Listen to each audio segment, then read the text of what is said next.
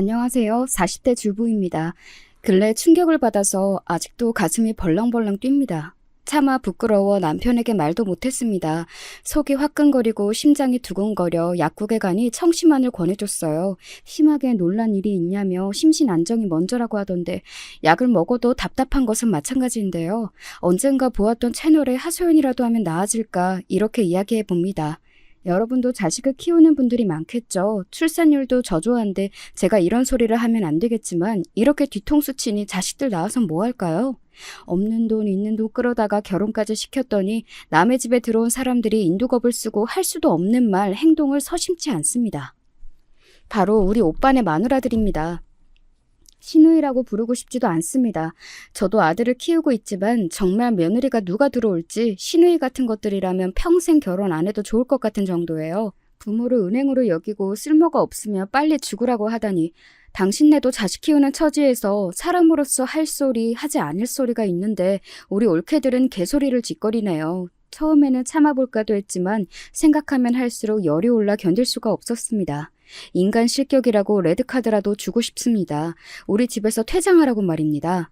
저희 아버지는 올해 86세세요. 많다면 많은 나이지만 주변을 보면 그 연세의 아버지들이 아직도 건강하게 지내시는 때도 있네요. 하지만 저희 아버지는 폐암이세요. 그것도 말기. 건강한 다른 집 아버지들이 얼마나 부러운지 우리 집은 재작년에 엄마까지 돌아가셨어요. 나이 40이 넘었지만 고아가 된다고 생각하니 억장이 무너지네요. 엄마가 화장실에서 쓰러졌다는데 병원으로 달려가 보니 벌써 영안실로 옮겼다고 했습니다. 간호사가 장례식장을 알아보라는 말에 저는 그 자리에서 기절했습니다. 돌아가시기 하루 전날에도 저랑 통화도 하면서 주말에는 집으로 오라고 하셨어요.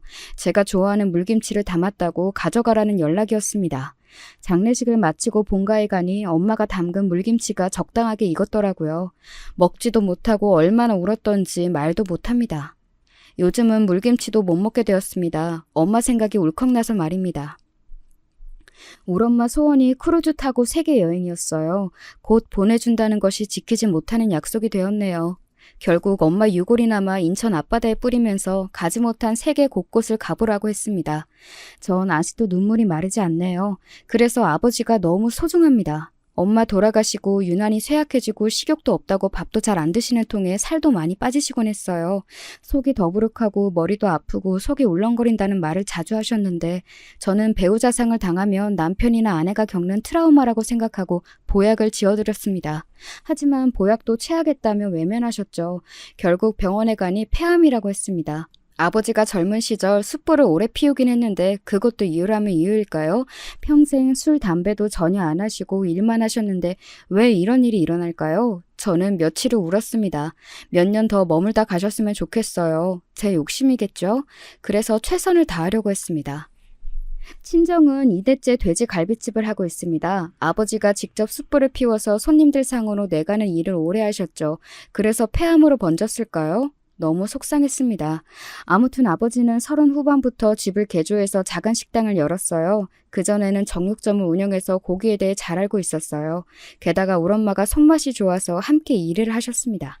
평생을 식당에 매여있던 분들이셨어요. 장사는 곧잘 되어서 벌이도 좋았지만 아버지와 엄마는 미련스럽게 자신들이 손수 다 손님을 맞이하신다는 고집이 있었습니다. 오빠 둘과 저는 어릴 때부터 갈비집에서 먹고 자고 했습니다. 그때는 지금보다 식당 규모는 아주 작았고요. 엄마 아빠가 일 마칠 때까지 가게 안쪽의 방에서 셋이 공부하고 밥도 먹고 지냈습니다. 나중에는 가게가 점점 커지고 저희도 중학생 이상이 되니 아르바이트도 했습니다. 두 오빠는 일을 그때도 열심히 안 했어요. 곧 죽어도 식당 일이 싫다고 도망가기 일쑤였습니다. 불판 닦아라, 판 갈아라, 고기 잘라라 이런 거 질풍노도 시기에 하기 싫겠죠. 공부는 보통 실력이라 학교 생활은 무난했지만 집에 오면 일하기 싫어서 아프다, 공부한다 아니면 밖으로 휙 하고 나가버리더군요. 그런데 전 아니었습니다. 그냥 시키는 대로 했어요. 제가 안 하면 퉁퉁 부은 무릎으로 일하는 엄마와 취한 손님 비위 맞춰야 하는 아버지가 다 하는 일이잖아요. 저도 하기 싫죠. 고기 굽는 냄새만 맡아도 구역질이 날 정도였으니까요. 사람을 쓰는 일도 까다로워 아버지와 어머니가 다 직접 하셨어요. 저희 3명이 아니었으면 운영도 힘들었다고 할 정도였으니까요. 일하면 용돈까지 줬는데 오빠들은 돈만 받고 갑자기 주랭랑을 쳤죠. 아버지가 엄하긴 했지만 그렇다고 잡으러 가진 못했어요. 가게는 난 11시부터 밤 11시까지 운영했으니 바빴는데요. 아침부터 고기 다듬고 양념 재우고 엄마는 반찬 만들고 집안일하고 따지고 보면 부모님들은 잠자는 시간 빼고 일만 하셨어요. 우리네 부모님들이 다 그렇게 고생하셨겠지만 저희 아버지와 엄마는 고생을 많이 했습니다. 식당은 몸도 고되고 정신적으로 스트레스도 받는 일이었어요. 아버지와 엄마의 노력으로 저희는 단칸방에서 방이 5개나 되는 빌라까지 살게 되었죠. 저희 형제들은 다 대학까지 공부했고요. 단골도 생기고 동네에서 맛집으로 소문도 나고 1층 갈비집이 3층으로 늘어나기도 했어요. 그 무렵부터 아버지는 오빠들에게 가게를 물려주고 싶어 했어요. 어릴 때도 돼지갈비에 대짜도 꺼내지 말라며 손사래를 치던 두 사람은 대학 졸업 후 갈비집을 물려받기도 싫다고 당당히 선언했어요. 솔직히 갈비집 자체가 싫다기보다 젊어서 고생은 사서 하는 것이라는 아버지 스타일도 무섭다고 했습니다. 갈비집을 운영하려면 주방 보조부터 차근차근 배우라고 하셨어요. 불판 닦고 숯불 피우고 서빙하고 설거지에 화장실 청소, 계산대 업무, 격리 업무 등 못하는 것이 다 해보라는 것이 아버지의 뜻이었습니다. 그 일을 다 해낸 사람은 바로 저밖에 없었습니다. 물론 솔선수범은 아니었어요. 오빠들이 도망가는 통에 제일 어린 제가 붙잡혀 다 해낸 거죠. 나중에는 아버지가 주시는 일당 받는 재미에 일을 하기도 했지만요. 내가 보기엔 오라비는 다 글렀고 우리 막내딸이 가게 이어가면 되겠네. 오랜 세월 불만 없이 묵묵하게 일을 하니 아버지가 실장이라는 직함을 주셨어요. 저도 대학을 졸업하고 회사 일도 해보았지만 적성에 맞지 않았습니다. 앞치마 두르고 손님들에게 음식 대접하는 것이 더 보람찼어요. 가게가 안정적으로 운영되니 손님 중에 한 분이 중매를 서서 저는 지금의 남편을 만났어요. 형제 중에 제가 먼저 결혼하게 되었습니다. 가게로 가끔 나와 아르바이트하는 제 큰아들이 고등학교 2학년이니 17년 전 일이네요. 결혼하고는 아이들인 연년생으로 들어서는 바람에 집에 있었지만 오히려 마음이 답답해지더군요. 결국 저는 아이들은 앞뒤로 메고 식당으로 뛰어갔습니다. 그 당시 남편도 나름 이름난 중소기업에 다니고 있었는데 회사를 그만두고 식당을 도왔습니다. 그 당시 엄마가 관절염이 심해서 제가 안 나가면 안 되는 상황이었고요. 손님들도 저를 계속 찾는다고 하니 어쩔 도리가 없었습니다. 오빠들은 뭐 했냐고요? 동남아에서 사업한다는 큰오빠부터 연애한다고 돌아다니는 둘째 오빠까지 코빼기도 안 보였습니다. 남편이 아니었으면 안팎으로 힘들 뻔했습니다. 나름 회사 과장이었지만 주차장에서 대리 주차도 마다하지 않았습니다. 웃자고 하는 소리인지 모르겠지만 남편은 우리 집 돼지갈비가 너무 맛있어서 저랑 결혼했다고 했어요. 일을 마치고 제가 고기를 구워주는 맛에 화장실 청소까지 하는 남자였습니다. 아무튼 저희 부부도 아버지 엄마처럼 가게에서 일을 시작했죠. 나중에는 아버지와 엄마는 자연스레 식당에서 손을 떼고 낚시도 가시고 개모임도 가셨어요. 그러니 저희 부부가 식당을 맡아서 하기 시작했습니다. 물론 오빠들은 그게 불만이었어요. 사위를 아들처럼 여긴다고 저는 어이가 없어 오빠들에게 한마디 했습니다. 아니 오빠들 불판도 싫다, 홀서빙도 싫다 했잖아. 우리 남편은 다 했다니까? 화장실 청소까지 했다고. 근데 안 좋아? 어떤 아들이 그랬니? 왜 그래 진짜? 오빠들은 제게 말본새가 예의가 없다. 오빠 알기는 똥으로 안다고 저를 혼냈지만 아니 제가 틀린 말을 한 것은 아니잖아요. 게다가 아버지가 저희 부부에게 고맙다며 보너스로 집장만 하는데 일부라도 보태주셨어요. 아예 사준 건 아니지만 그래도 저희는 너무 감사했어요. 은행 대출 안 받는 게 어디인데요. 그게 화근이 되어 유산 상속 시작되었네요. 왜 자기들은 집을 안 주느니 마느니 하면 난리가 났어요. 그런데 보세요. 오빠들 사업한다고 저 몰래 집에서 돈 가져간 것이 얼마인데요. 저 알아도 입 다물고 살았어요. 괜히 싸움 날까 봐. 근데 집값 절반 보태주신 것이 그리 아깝나요? 그리고 전 대학 장학금 받고 학교 다녔고 결혼 혼수도 제가 고깃집에서 아르바이트한 돈으로 장만했습니다. 저도 참을 수가 없어 한마디 하려는 찰나 아버지가 한마디 하시더군요. 내 죽기 전에는 유산 상속 없어. 그러니까 앞으로 달라고도 하지 마.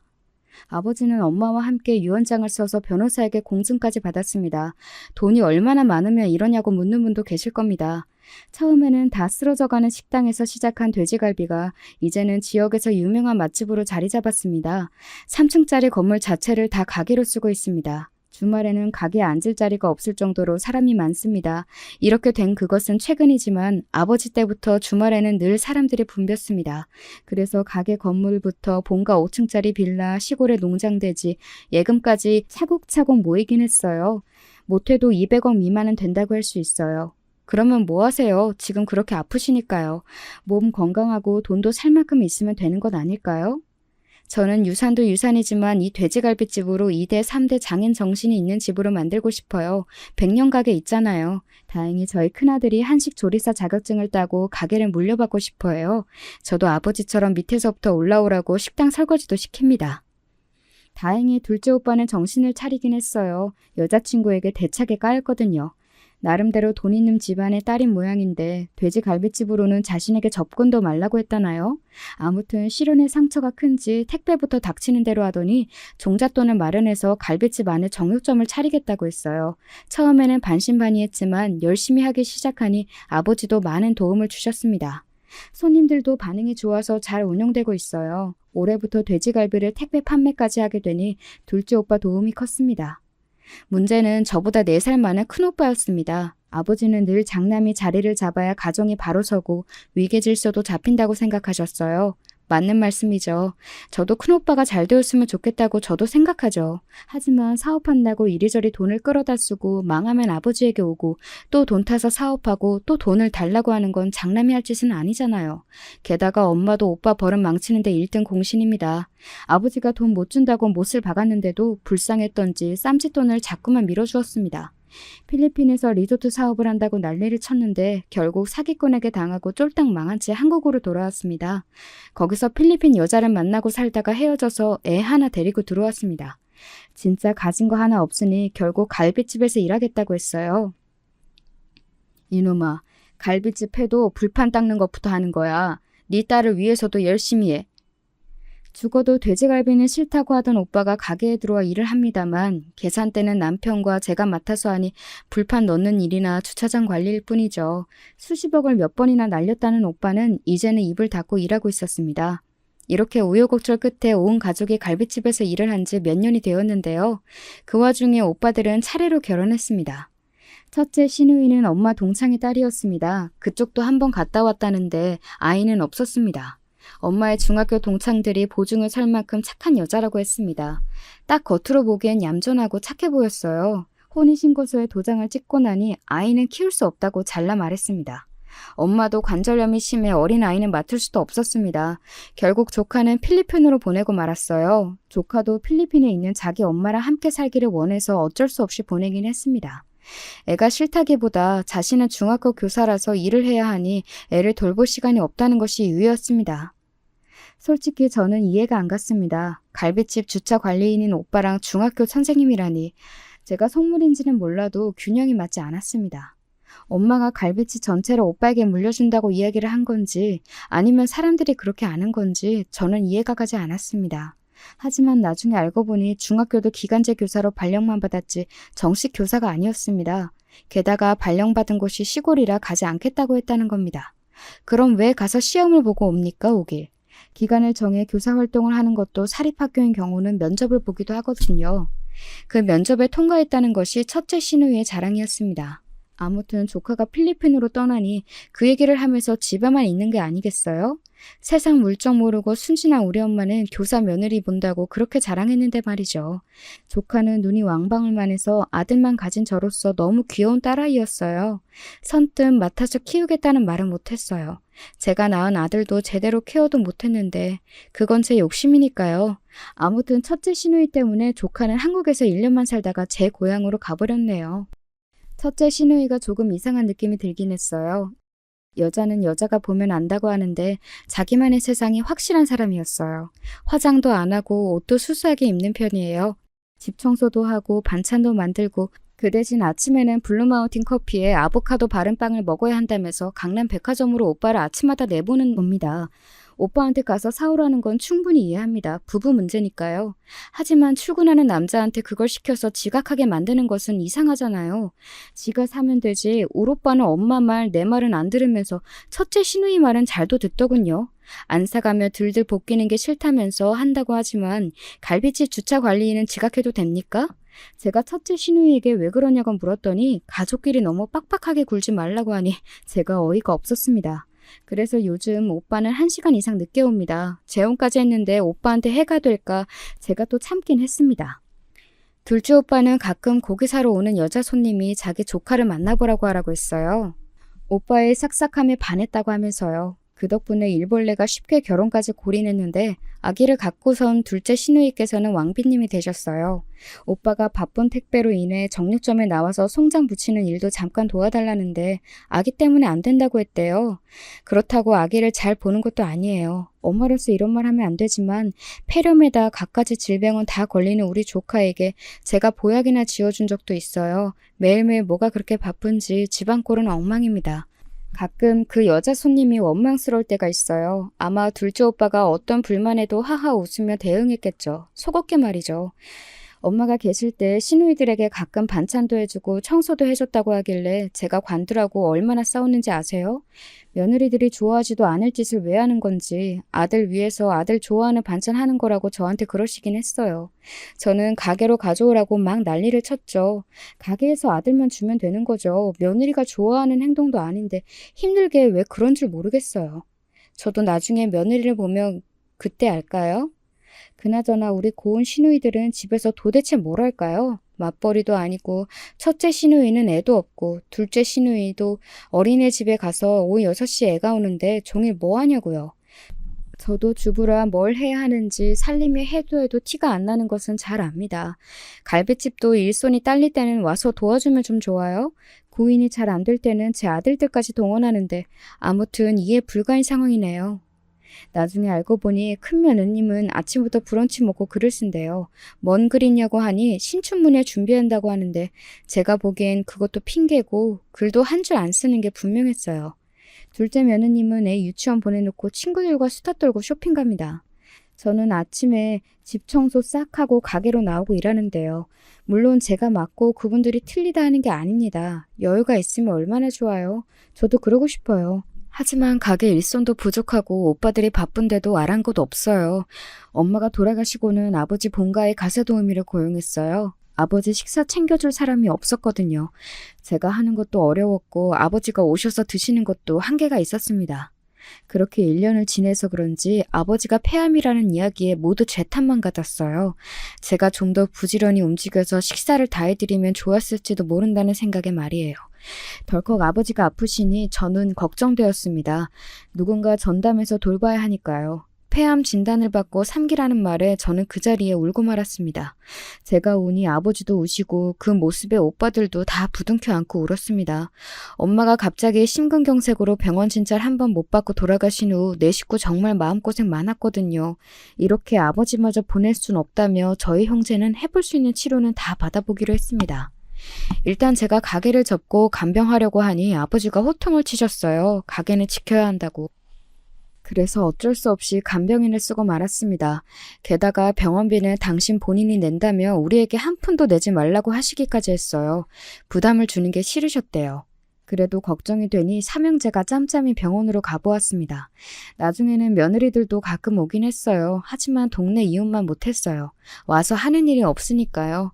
인사만 하는 짓 누가 못합니까? 간병인도 사람이라 일주일에 한 번은 쉬어야 하는데 그런 날은 코빼기도 안 보이는 시누이들인데요. 그러던 어느 날 오빠들이 저한테 와서 뜻밖의 말을 하네요. 오늘은 집사람 병원에 갔으니까 너 안 가봐도 돼. 좀 쉬어라. 그래? 우리 애 엄마도 간다고 했는데 둘이 알아서 하겠지. 간병인도 있겠다 뭐. 웬일이래?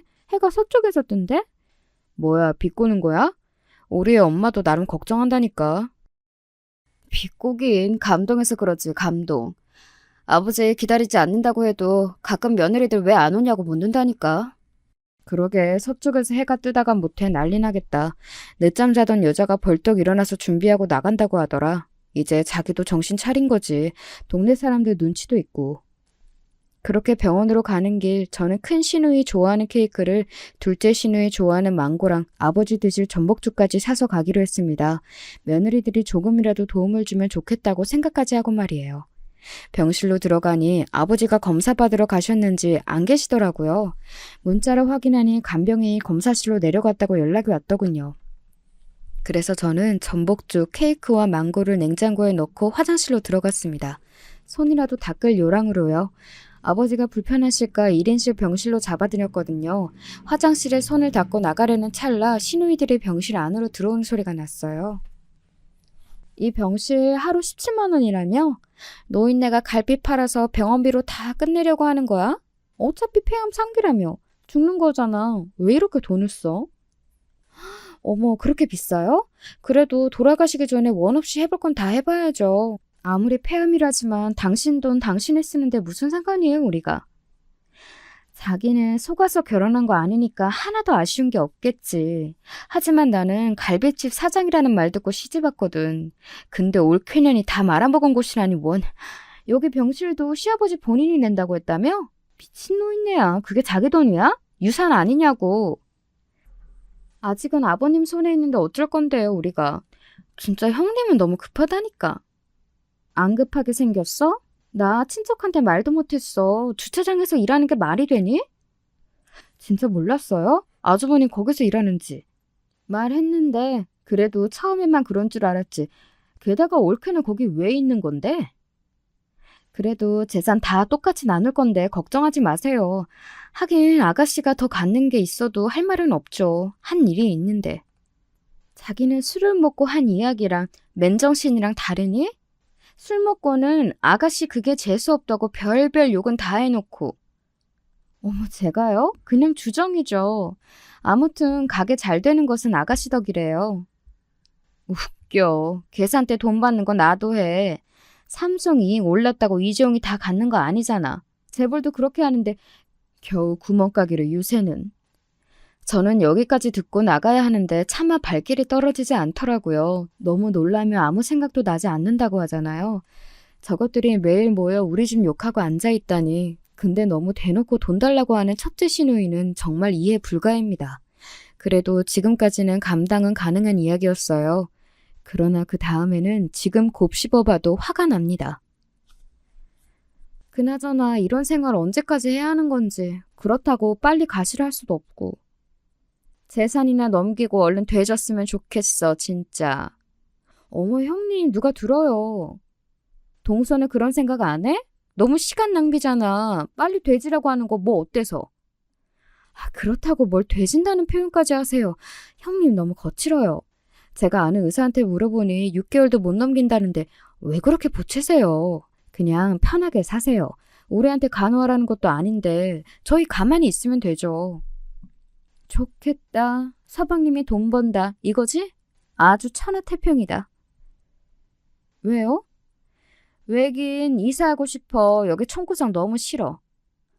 상속받아서 강남 다시 가시게요? 유산 나누면 50억은 될까? 이미 동서 다 알아봤네. 대강 짐짝이지. 전 그냥 남편 지금처럼 벌고 아버님 더 오래 사셔도 돼요. 올가을에 미국 언니네 가야 하는데 그때 가시면 진짜 속상할 듯해요.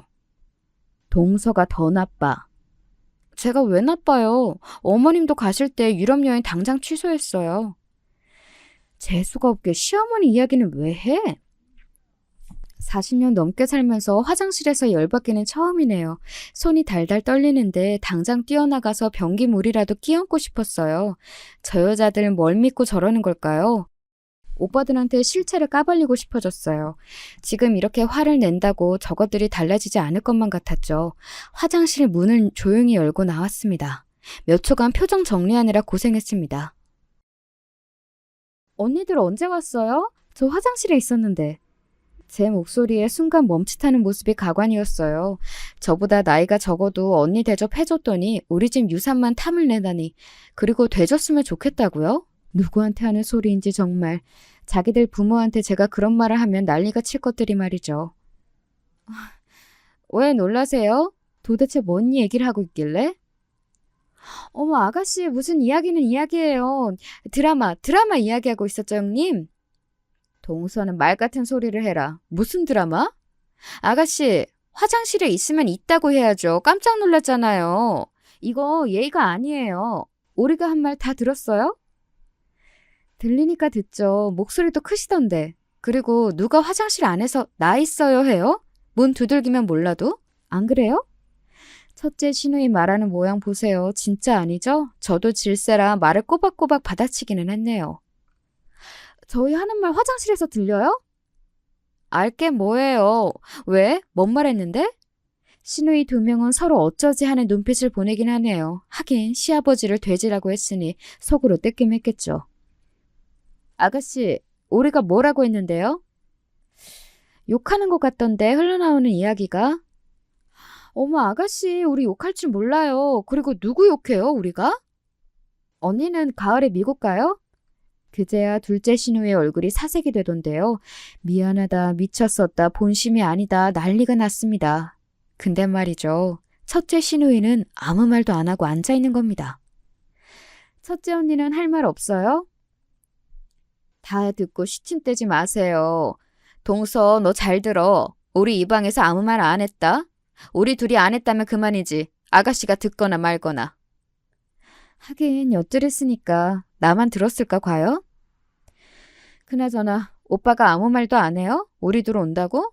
아가씨 힘들다고 왔는데 그럴 필요 없네. 아가씨 뭘 좀 들었다고 그런 말 한마디로 나 협박하려고 하지 마요. 내가 설사 빨리 가시라고 했어도 아가씨가 어쩔 건데요. 말은 다 할 수 있어요. 알아요? 와, 말만 하고 휙 나가버렸습니다. 가서 머리채라도 잡을까 했지만 보는 분도 많고 갈비집 인심 잃을까 참고 참았습니다. 제 옆에서 눈치만 보고 있던 둘째 언니한테도 나가라고 했어요. 둘이 서둘러 나가버리고 저는 탁자 안쪽에 액자로 위장한 CCTV를 확인해 보았습니다. 제 핸드폰으로 연동되어 녹화는 물론 녹음까지 됩니다. 간병인 감시만을 위한 장치는 아니었습니다. 아버지 잘 계시는지 제가 답답해서 설치한 것이었어요. 혹시 모르는 상황에 대비해 제가 설치한 것이었죠. 저런 여자가 선생? 기간제는 뭐든 그만두는 게 아이들을 위해 다행이네요. 중학교 교사라던 사람이 말투가 기본 예의가 없어요. 솔직히 그 기간제인 것도 안 해본 것 같았어요. 아나무인이라는 사자성어 첫째 신우에게 쓸 수 있는 말 아닌가요? 도저히 제 선에서 끝낼 일이 아니었습니다. 저 여자의 버릇을 고쳐야 할 텐데 일단은 오빠들에게 말해야 될 것 같았습니다. 그날 저녁 오빠들에게 저희 집으로 와달라고 했습니다. 맥주라도 한 잔 먹자고 했지만 제가 평소에 그러는 사람이 아닌지라 오빠들은 뭔가 싶어 달려왔습니다. 아이들과 남편은 이미 시댁으로 보냈습니다. 하루 쉬다가 오라고 말이죠. 남편에게도 신우이의 버르장머리 없는 대화를 보여주진 못했습니다. 저는 맥주 한 잔씩 오빠들에게 따라주곤 저도 벌컥벌컥 들이켰습니다. 다들 왜 그래? 이런 반응이었죠. 병원에 갔다 온다고 한 사람이 가게에도 오지 않고 집으로 퇴근했으니 제 모습이 이상했겠죠. 내가 진짜 꿈을 꾼 거라면 좋겠어요. 오빠들에게 먼저 보여주는 게 맞는 것 같아서. 저는 핸드폰에 녹화된 그 영상을 보여줬어요. 오빠들도 몇 초간 정적이 흘렀습니다. 아내들의 적나라한 민낯이 드러났으니까요. 이놈의 여편네가 막말은 마구 하네. 게다가 형수 미쳤네. 얌전한 척은 혼자 다 하더니 말이야. 되죠? 성질 같아서 진짜 확. 와, 형수 이래? 우리 애 엄마야. 푼수잖아. 둘째 언니도 만만치 않아. 야, 그래도 싹싹 비네. 잘못했으면 빌기라도 하고 사과라도 해야지. 형수는 뭐야, 태도가? 형, 말 좀 해봐. 오빠들이 하나도 안 무서우니까 언니들이 저러는 거야. 큰오빠는 왜 말이 없어? 그냥 넌 빠져. 어린애가 자꾸 신우이한테 이래라 저래라 말고. 오빠? 안 봤어? 다시 볼래? 아니, 빨리 죽으라잖아, 아버지한테. 그래서 뭐? 그런 말 했다고 신고라도 하는 데 있냐? 마음속에 며느리들은 다 그런 생각들이 있대. 생각? 말을 뱉었잖아. 말한다는 것이 얼마나 무서운 건데. 오빠도 오빠 생각 다 말해? 나도 할까? 오빠가 이렇게 무능하니까 미친 여자가 날뛰지. 됐어? 좋아? 아무것도 아니야? 엄마가 들었다고 생각해봐. 얼마나 억장이 무너졌겠어. 아버진? 저는 참았던 울분이 솟아올라왔습니다. 아버지가 결혼한다고 반지도 해줘, 집도 사줘, 차도 사줘. 왜 그렇게 죽으라고 하는 걸까요? 유산이야 누구 말대로 다 받을 건데 둘째 오빠는 울지 말라고 저를 달랬습니다. 큰오빠는 와 부창부수라더니 그냥 가버리더라고요. 생각해보니 형 기분도 생각해야 했어. 장남체면 확 구겼잖아. 그래도 형인데 나라도 없었으면 달랐을 건데 나까지 있는 데서 영상 까니까 자존심 상했을 거야. 난 너무 놀라서 이서방한테 보여주지도 않았어. 부끄러워서. 알아? 아휴, 진짜. 나는 오늘 가서 애엄마 단속할 거야. 형수랑 놀지도 말고 말도 섞지 말라고. 그리고 애엄마가 말한 건 다 잊어라. 걔 진짜 단순해. 미국 간다고 노래했는데 아버지 그러니까 아까 비행기표 예매도 다 취소했대. 왜? 아빠 죽으라고? 가을에 아빠 죽는데? 아주 둘 다 고사를 지내라, 어? 야, 그게 아니라 지금 때가 아니니까 지가 취소하더라. 그니까 둘째 언니는 그래도 반성한다고 하니 봐줘라. 우리 아빠, 엄마 진짜 좋아했어. 진짜야. 어디 가서도 시아버지 준다고 모자도 사왔잖아. 몇 년 전 이야기를 하는 건데? 애 낳았다고 5천 받았잖아. 그래놓고 2만 원짜리 모자? 사람 정성을 돈으로 매도하냐? 너도. 오빠들 지금 언니 편들 드는 거죠? 별일 아니라니 저는 이 상황이 소름이 돋네요. 둘째 오빠네야 반성 아닌 반성하겠죠. 그런데 첫째 오빠네는 부부가 왜 그 모양인지 정말 모르겠어요. 저는 그대로 가버리는 첫째 오빠가 정말 미웠습니다. 그럼 그렇지. 오빠들이 저러니까 우리 집 우리 아버지 무시하는 거잖아요. 이대로 참아야 할까요? 저는 냉장고에 있는 맥주를 더 꺼냈습니다. 어차피 내일 가게가 쉬는 날이라 홧김에 서방질 하듯 술을 마셨습니다. 어디 가서 하소연해야 할지 시누이가 아버지를 죽어버리라고 악담했는데 오빠는 덮어두라니요? 그렇다고 진탕 먹은 것도 아니고요. 두어 캔 더 마시다가 엄마 엄마 하고 울면서 잠이 들었습니다. 다음 날 이상한 일이 벌어졌습니다. 나보고 가래. 오빠네가 간호한다는데? 간병인에게 걸려온 전화는 저를 까무러칠 정도로 놀라운 일이었습니다. 통일이 됐다고 해도 이렇게 놀라진 않을 테죠. 제가 얼마나 스트레스를 받았으면 첫째 시누이가 와서 싹싹 비는 꿈을 꿨어요. 어제는 미안해 하고 얼마나 빌던지 꿈인 줄 알았지만 생생했습니다. 그런데 뭐요? 누가 누굴 모신다고요? 쥐한테 부엌을 맡기는 꼴 아닌가요? 돼지라고 저주하던 첫째 며느리가 아버지를 돌본다고요? 잠이 확 깨더라고요. 얼른 핸드폰으로 병원 영상을 보았습니다. 다행히 오빠가 CCTV가 있다는 말을 안 한 모양이었어요. 어제 그 저주를 하곤 상냥한 얼굴로 아버지 손을 수건으로 닦고 있는 게 아니겠어요? 와, 진짜 가증이라는 단어 이 언니를 위해 만들어진 건 맞죠? 저는 득달같이 큰오빠에게 전화했습니다.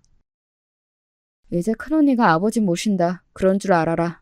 나도 옆에 있을 거야. 걱정하지 말고 너희들은 가게 운영 잘해라. 참, 나는 이제 주차 관리원 안 해. 사람 다시 뽑아. 오빠 아니 그게 아니라 큰언니를 어떻게 믿어?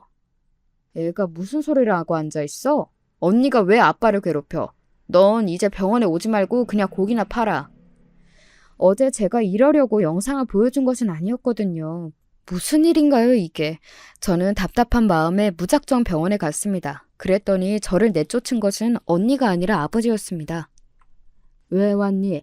쉬는 날 애들이랑 이서방이랑 놀아. 여기 오지 말고 너 온다고 해서 내 암이 사라지는 것도 아니고. 아니, 아버지 왜 그러세요?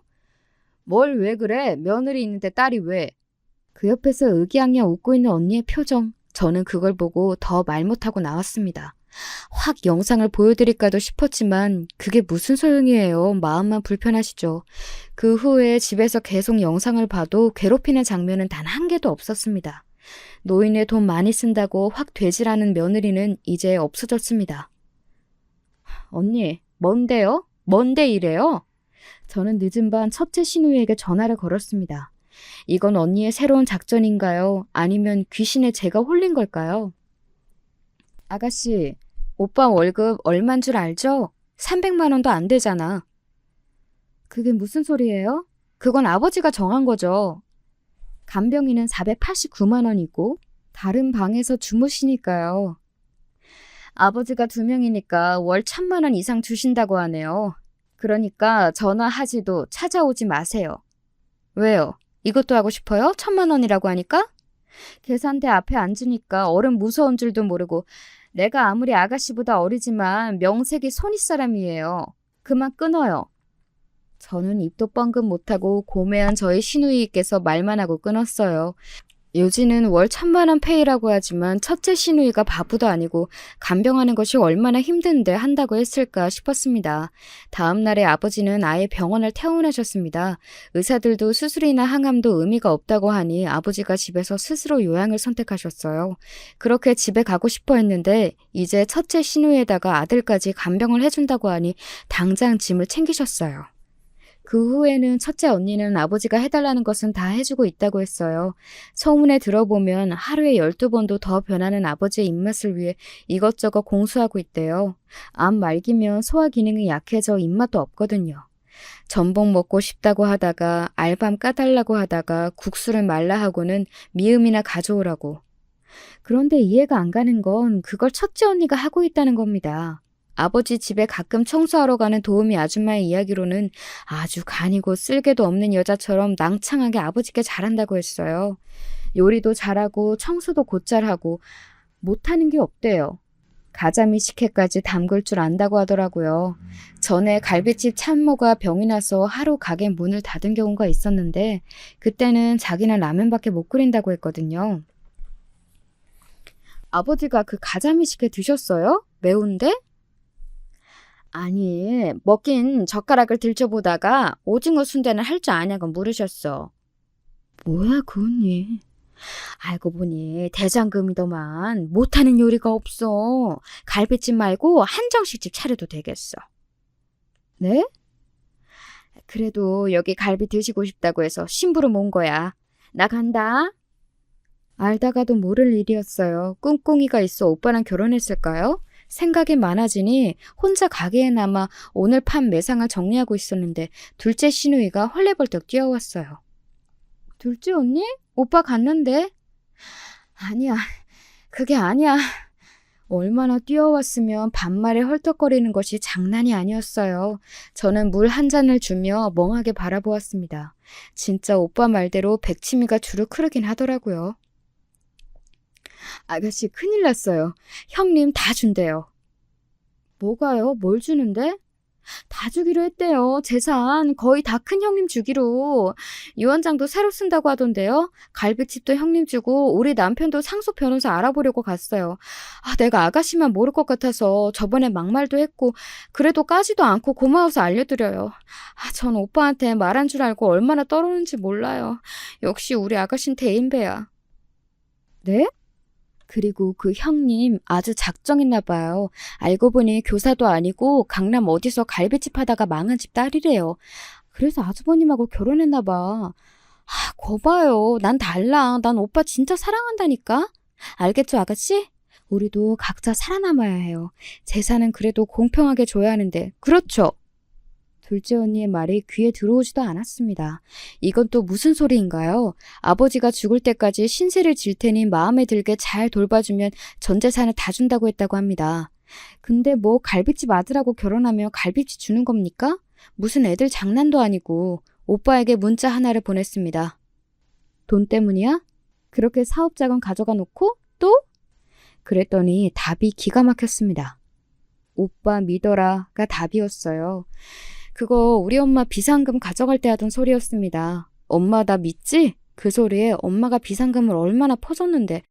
그래도 아버지 돈인데 아버지가 마음대로 쓰시다 가는 건 잘했다 싶었습니다.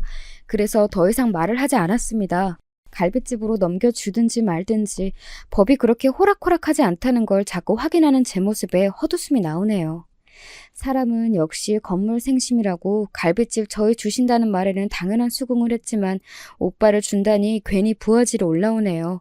유산 달라고 빨리 죽으라는 며느리랑 다를 게 있나 싶었습니다. 그 와중에 둘째 시누이가 나섰습니다. 자기도 기회를 달라고. 아버지를 모실 기회 말이에요. 아버지는 그 말에 수긍하시며 이번에는 둘째 오빠네로 가셨습니다. 첫째 시누이랑 싸우고 난리가 났겠죠. 하지만 일주일 만에 둘째 시누이는 항복을 외쳤습니다. 돈이고 뭐고 너무 힘들다고 울고 불고 그 모습이 웃기기도 하고 괘씸하기도 하고 아무튼 아버지는 3개월은 못 넘긴다는 예상을 깨고 6개월째 생존하셨습니다. 그러시더니 어느 날 저한테 전화하셨어요. 제 집에도 가고 싶다고. 너는 왜 기회를 달라고 안 하냐며 저는 기회 필요 없고 오래 사시라고 했습니다. 아버지 오시고 싶으면 오세요. 집 치워놓을게요. 너희 가족하고 여행이나 가자. 괜찮으세요? 몸은? 응, 너희 언니가 보양식 잘해주더라. 대장금이야. 난 왕이고. 새끼 밥을 해주는 것이 정말 중요한 건가요? 농담까지 할 여유가 있으시네요. 저는 가게 일에 매어 밥도 못 얻어먹는 제 남편마저 불쌍해졌습니다. 아버지는 저희를 데리고 가까운 온천에 가고 싶다고 했습니다. 병원에 가서 아버지에게 필요한 약이나 의료품을 챙겨 떠났습니다. 가게는 둘째 오빠에게 맡겼습니다. 저도 속이 다 시원하대요. 간만에 회포도 풀고 아버지와 추억도 쌓았습니다. 그리고 아버지의 생신이 다가왔습니다. 첫째 시누이가 진짜 대장금인지 확인하는 자리였죠. 친척들 다 모이고 난리가 났습니다. 다들 아버지 이제 완쾌하시는 것 아니냐고 들떠서 저한테 축하한다고 하네요. 첫째 시누이는 살도 쏙 빠지고 6개월 만에 전혀 다른 사람이 되었습니다. 고생하고 있다는 얼굴이었어요. 다행히 오빠랑 아버지는 얼굴이 피셨고요. 고소하다는 생각마저 들다가 그래도 제 아버지한테 잘한다고 하니 고맙기도 했습니다. 언니 고마워요. 아가씨 위선 떨지 마요. 전 돈 때문에 이러고 있어요. 그니까 그딴 인사 필요 없어요. 법정에서 나중에 싸우지 말자고요. 사람 인성은 안 바뀌는지 정말 못된 사람이구나 싶었어요. 게다가 나중에 한 사실이지만 이 언니랑 우리 엄마가 많이 싸웠다고 하네요. 우리 엄마 보고 사기꾼이라고 하면서 다 속였다고. 속인 건 언니 본인인데 말이에요. 괜히 교사 며느리 보겠다는 욕심이 만든 파국이었습니다. 혹시 언니 때문에 속을 끓이다 돌아가신 건 아닐까 의심되었습니다. 아니 언니, 그 얘기를 지금 하면 어떡해요? 싸운 게 뭔 자랑이라고요. 그래서 언니랑 친하게 지냈구나. 막 뭐 사주고. 그런 거 아니에요. 저도 그때 어머니 편 안 들고 형님 편만 들어서 말 못했어요. 아, 진짜 이 언니들 완전 못됐네. 자꾸 반전 가져오시니 필요 없다고. 죄송해요, 아가씨. 그렇다고 욕하고 싸운 건 아닌데 형님은 다투시는 게 많았나 봐요. 속았다고 하니까. 속긴 뭘 속아. 더 못 참겠다. 저는 엄마 핸드폰을 가지고 있었거든요. 가끔 문자나 들여다보고 사진첩도 있어서 통신사만 해제했지 핸드폰을 버리지 못했어요. 거기서 엄마 친구들 번호를 보고 첫째 시누이를 소개한 사람을 만났어요. 엄마는 오빠의 처지를 하나도 빠짐없이 소개했는데 자기들이 설마 장남에게 돈 안 주겠다며 짐작한 거라고 하대요. 그럼 그렇죠. 엄마가 뭐하러 오빠 과거를 숨기고 감추겠어요. 그러나 첫째 시누이는 그걸로 가끔 엄마에게 사기꾼이라고 했답니다. 그 말 듣고 저처럼 천불이 났던 엄마가 떠오르네요. 누구한테 말도 못하고 말이죠. 하지만 어쩌겠어요. 이제는 아버지 밥상 차리고 수발에 들고 있으니 싸워봤자 소용이 없는 일이었어요. 아버지는 그렇게 7개월째 견디시다가 주무신 채로 돌아가셨어요. 정말 가슴이 아팠지만 그래도 며느리들 수발도 받고 아들들과 회포도 풀고 저랑 여행도 가셨으니 조금이나마 위안이 되었습니다. 이쯤이면 여러분도 궁금하시겠죠? 진짜 첫째 시누이가 그 돈을 다 받았을지요. 제가 처음에는 천불난다고 난리를 치며 말문을 열었잖아요. 지금까지는 천불, 만불, 억불까지 진짜 마음속에 불씨가 꺼지지 않았는데요. 아버지 장례를 다 끝내고 사구제도 마치고 변호사 사무실로 찾아갔습니다. 아버지가 49제 이후 유언장을 개봉하라고 했다고 하셨어요. 그런데 말이죠. 유언장이 공개된 순간 저는 그동안의 화병이 말끔히 나았습니다. 유언장 고치지 않고 그대로였어요. 첫째 시누이는 벌벌 떨면서 아버지랑 변호사랑 큰오빠랑 자신이랑 다 함께 고친 것을 보았다고 소리를 질렀어요. 그게 쇼야, 너처럼. 뭐? 쇼? 너 쇼 잘하잖아. 교사 며느리라고 뻥치고 애 키워준다고 뻥치고. 너는 애 없다며? 있던데? 아들? 사기 결혼은 네가 한 거야. 우리 엄마가 교사 타령 왜 한 줄 알아? 우리 딸 한글 잘 모르니까 한국 문화 모르니까 알려주라고 그런 거야. 우리가 교사에 환장한 줄 알아? 그걸 속여? 학습지 교사를 학교 선생이라고 하냐? 그래서 나도 쇼 한 번 했다. 야, 너 나한테 어떻게 이래? 아버지 모시면 다 준다며. 주긴 뭘 줘. 동생이 2명이나 있는데. 너 6개월 고작 했지? 내 동생은 40년간 했어. 그리고 도우미 아줌마 썼지. 월급도 1,000만 원이나 받았잖아. 열받냐?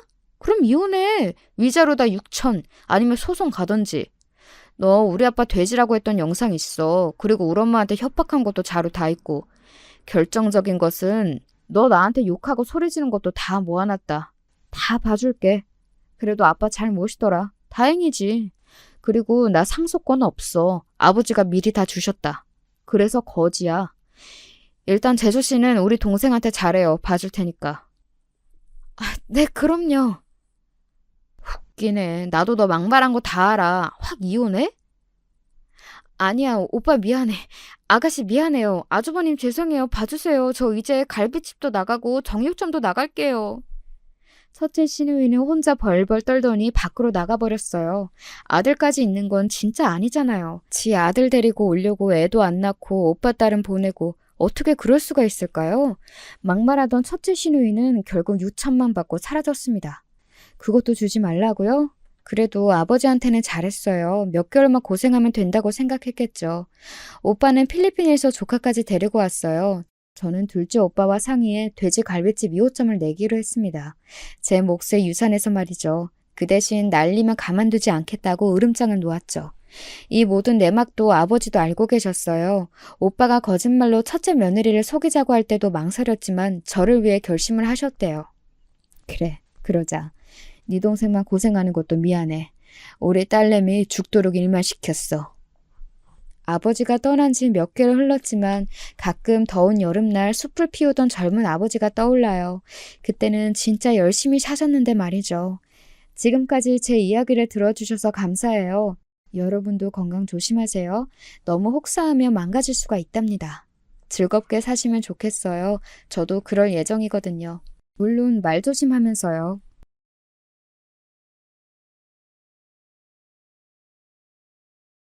안녕하세요. 전 서울에 살고 있는 40대 여자고요. 겨우 최근에 마음을 추스리고 남한테 이런 얘기도 해보게 됐네요. 사람이 큰일 겪고 나면 꼭 매듭을 잘 지어야 된다는데 저도 주변에서 꼭 정신과 상담 받아보라고 했거든요. 일단은 병행하고 있고 그래서 이렇게 글도 남겨봅니다. 먼저 저와 저의 시댁 동서 간의 관계를 서두로해서 시작해 볼게요. 저와 동서는 1살 차이고 제가 딱 1살 많았어요. 전 결혼이 늦은 편이라 약간 주눅 들어 있었답니다. 안 그래도 어머니는 이걸 꽤 불만스럽게 생각하셨고요.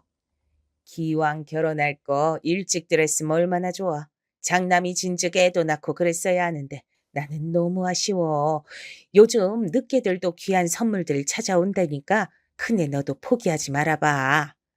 시집 장가를 늦게 간 건 저뿐이 아니고 저보다 5살 많은 본인 아들도 마찬가지인데 말이죠. 특히 신혼 초에 어머니는 심한 말씀도 하셨답니다. 그렇게 끝까지 아기의 미련을 못 버리시더라고요. 나도 우리 둘째 많이 넘어서 낳았잖아. 그때 다들 일찍 낳던 때라 나보고 할머니가 다 됐다 그랬어. 그러지 말고 큰애도 산부인과 가서 상담 좀 해봐. 여기선 저도 좀 기분이 상해서 몇 마디 얹었는데 어머님 무척 기분 나빠하셨어요. 임신 출산은 엄마 아빠 될 사람 둘 다 가야죠. 저만 갈 수 없으니 오빠랑 같이 다녀올게요. 어이구, 뭐하러 남편까지 데리고 가? 애 임신해서 낳는 거 전부 여자 혼자 하는 거지 남자가 해? 그러지 말고 놔두고 큰애 너만 다녀와. 그리고 이제 결혼해서 부부가 됐으면 오빠 오빠 그러지 말고 내 앞에서도 네 신랑이나 남편이라 그래야지. 나이가 그렇게 어린 것도 아닌데 어른들 앞에서 오빠 거리는 거 아니야. 앞만 봐도 어머니는 제가 본인 아들을 데리고 간다 하니까 기분이 나쁘신 것 같더군요. 그래도 전 그냥 모른 척하고 싶었어요. 암튼 저와 약간 투닥거리다 보니 신혼 초 생활이 전혀 즐겁지 않았죠. 게다가 저희 동서는 예쁘장하고 결혼 연차도 오래되고 무척 완벽해 보였어요. 저도 지나치듯 말을 했는데 어머님 무슨 불만이 그렇게 많으신지 저렇게 나긋나긋하고 이쁜 둘째 며느리도 험담하시더라고요. 작은애? 걔야 뭐 보기엔 말짱하지. 근데 답답하고 고지식하고 지 나이답지 않게 아주 그냥 그래. 근데 갑자기 웬 황당한 말씀을 하시는 거예요. 저도 신혼 초니까 이런 말을 하신 어머니의 심리를 전혀 이해하지 못했어요.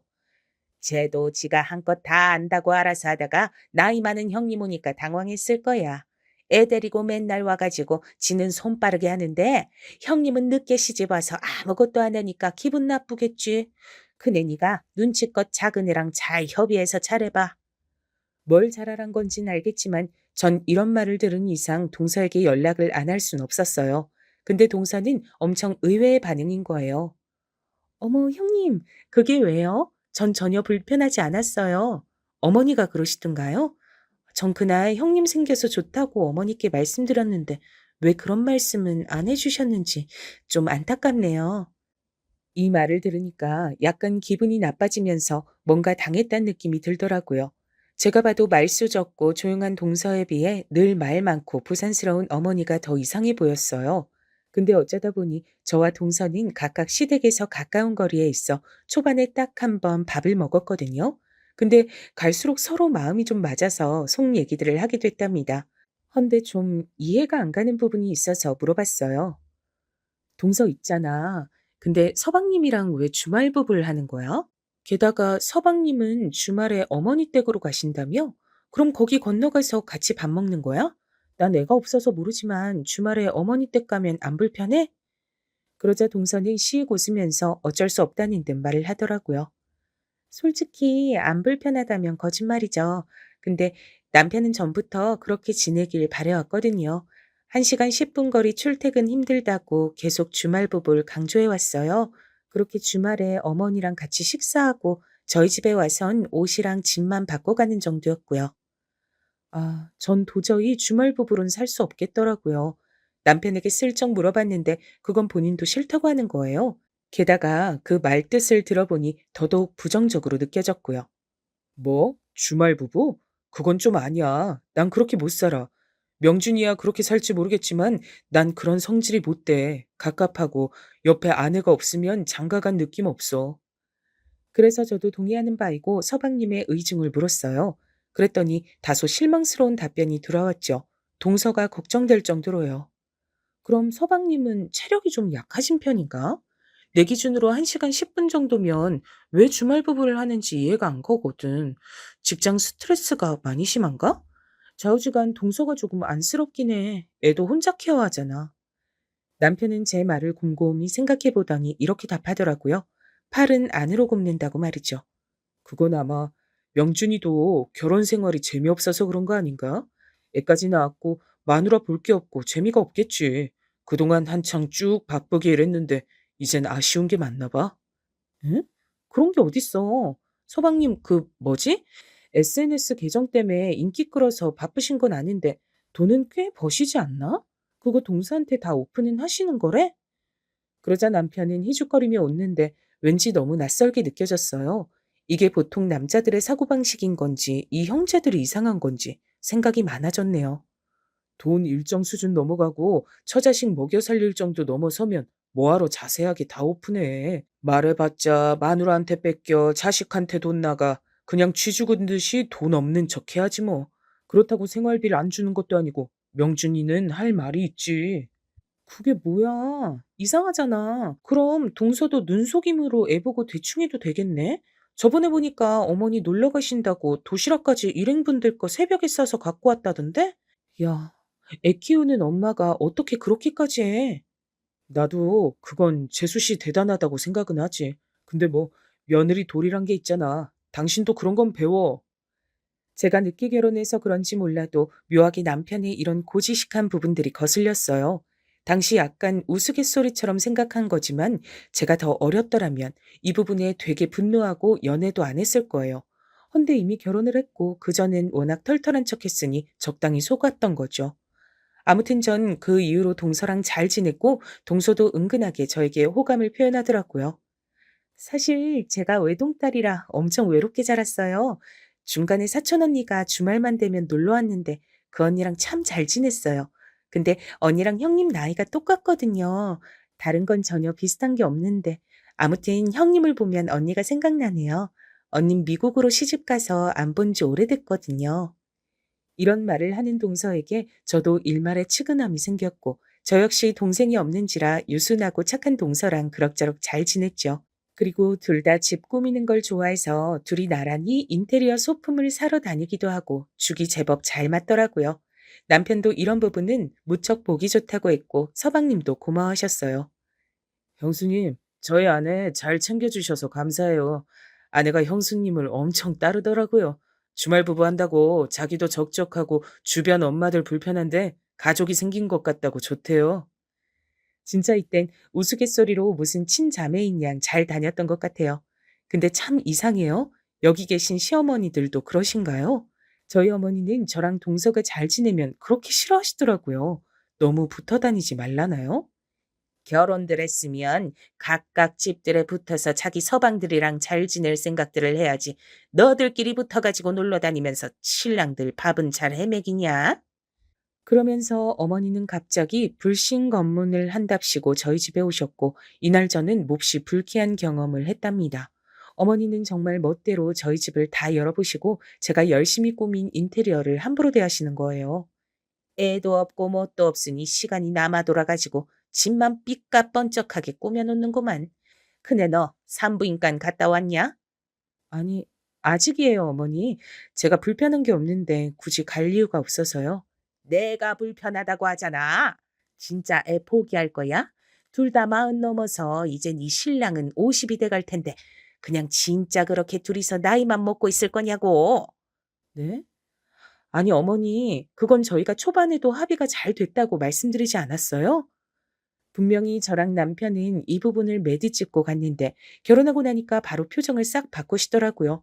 그러니 저도 불만이었고 결국 흘러 동서에게 털어놨죠. 저희 어머니 하고 싶은 거 많고 드시고 싶으신 거 많으신 분이라 욕심나셨나 보네요. 그래도 어쩔 수 없어요. 형님은 끝까지 평생 애기 안 가지실 거 아니에요? 그야 당연하지. 난 절대 애 가질 생각 없어. 이미 늦었어. 나도 고생이고 태어날 애는 무슨 고생이냐? 중학교 갈 때쯤 엄만 할머니 소리 들을 텐데. 근데 이때 의외로 명쾌한 대답을 주더라고요. 아마 시어머니들은 싫어하시겠지만요. 그럼 어머니께는 죄송하지만 그냥 무시하세요. 말론 웃으면서 알겠다고 하시고 일일이 싸우지 마시고 앞에서만 받아들이는 척 하세요. 그리고 그렇게 행동 안 하고 형님 하고 싶으신 대로 하면 돼요. 그럼 어머니가 포기하시지 않을까요? 순간적으로 전 무릎을 탁 치며 정말 그런가 싶었어요. 엄청난 명언이라고 느꼈던 전 이후로 그대로 똑같이 했죠. 어머니가 아무리 박박 저를 긁어대고 해도 그냥 적당히 모른 척했던 거예요. 그런데 저도 참 미련했던 게 동서딴에 수도 없이 어머니를 경험하고 알게 된 노하우를 바보같이 남편에게 말해버렸어요. 그냥 결혼도 늦게 해서 잘 모르고 어머니한테 답 없이 당하다가 잘 먹히는 방법을 알게 되니 기뻤나 봐요. 어머니랑 계속 그렇게 싸우고 속상해하고 당신이랑 싸우고 그러지 말고 앞에선 어머니 분위기 맞춰드리고 말면 되는 거 아니냐더라? 내가 생각해도 진짜 명쾌한 대답이야. 어차피 난 어머니 원하시는 대로 못 해드리거든. 앞에서라도 그냥 하는 척 노력하고 어르신 기분은 맞춰주고 난 나대로 편하고 말이야. 근데 남편은 그 말을 듣고 정색하더니 돌연 저보고 동서랑 어울리지 말라는 거예요. 재수 씨가 그런 말도 할 줄 알아? 참, 선 넘는 것 같은데. 그런 얘기 하지 말라 그래. 아니, 그런 말을 할 거면 그냥 당신이랑 자주 만나러 오고 그러지 말라 그래. 태원이 데리고 오는 거나 그냥 귀엽게 봐줬더니만. 응? 왜 화를 내? 동서가 틀린 말한 건 아니잖아. 덕분에 나 어머니랑 안 싸워. 그리고 우리 어차피 애 안 생길 건데 언제까지 어머니랑 이걸 물고 늘어질 거야. 어머니도 손녀가 아예 없는 것도 아니잖아. 하지만 남편은 괜히 기분이 나쁘다면서 동서랑 멀어지라고 재차 말했고요. 결국 어느 시점에서부턴 전 얘기를 안 하게 됐죠. 하지만 전 동서랑 잘 어울렸고 편하게 잘 지냈답니다. 그러던 어느 날 늘 제 고민을 들어주던 동서로부터 저 역시 상담 요청을 받게 됐어요.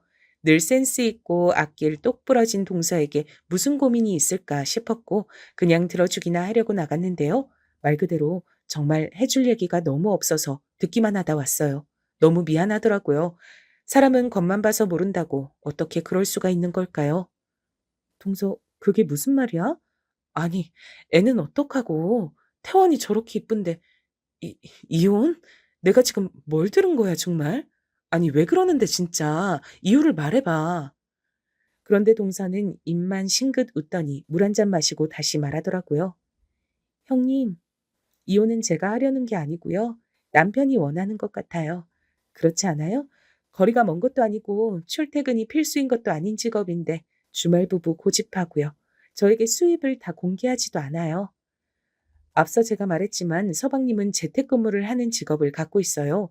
인터넷으로 유명세도 어느 정도 있는 사람이고 대충 추정되는 재산만 해도 꽤 되거든요. 동선의 집도 좋은 아파트에 살고 있고 이것도 서방님이 대출 없이 구매했다 들었어요. 나 지금 이해가 하나도 안 돼서 그래도 꽤 유복하게 받고 있는 거 아니었나? 그 외에도 뭔가 불만이 있어? 그 정도만 갖고 이혼이라니. 아이, 태원이는 어떻게 하려고 하는 거야?